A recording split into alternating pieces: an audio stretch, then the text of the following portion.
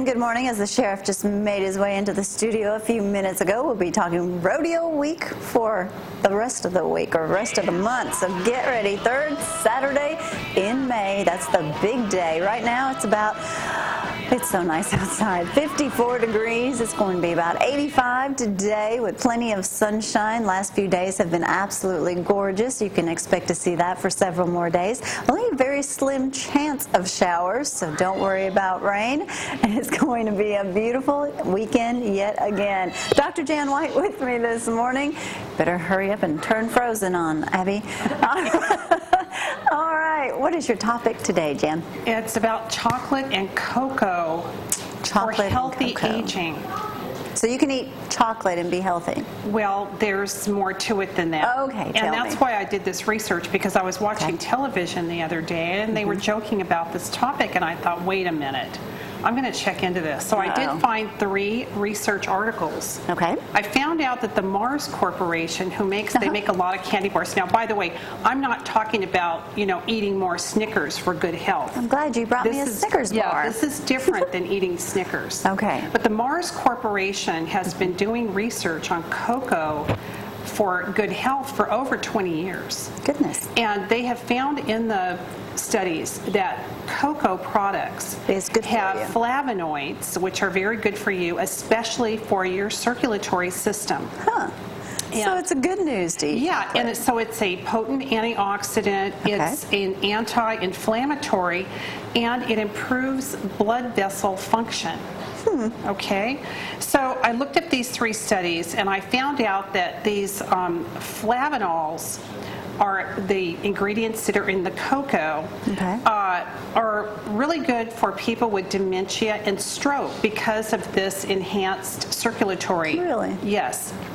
So then I looked at another study. Now this study was from the American Journal of Clinical Nutrition, and that was a very interesting study. They took 90 older adults, and they gave them chocolate drinks, and the ingredient was called Cocoa Pro, made by Mars. They divided them into 3 groups. So one group had a very high dose of Cocoa Pro, and then medium and then low dose. They found out that in the high dose and the medium dose, they had improved mental function.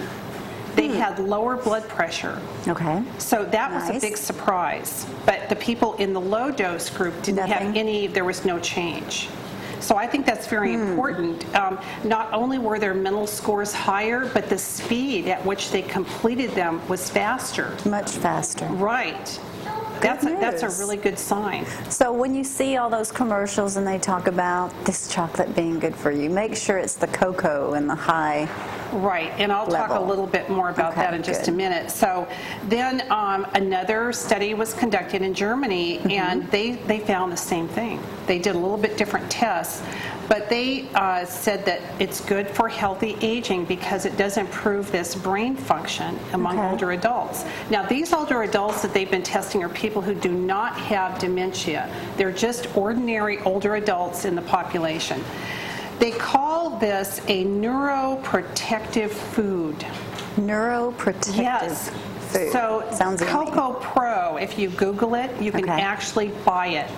You can buy it in capsule form at Kroger.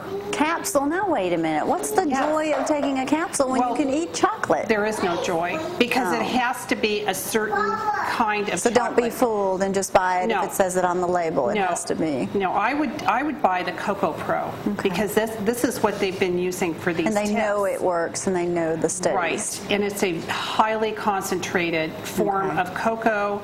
It's not like the cocoa in the box. It's not like the Snickers bar. Throw that Snickers bar out. So, the Snickers is just going to clog up your arteries and make you gain weight. But it does give you a temporary lift. A temporary joy. Tom says you're getting personal. So it's called Cocoa-Pro. So forget about those M&Ms over there. What do they do for your sex life? They have not tested cocoa on sexual habits or sexual behavior.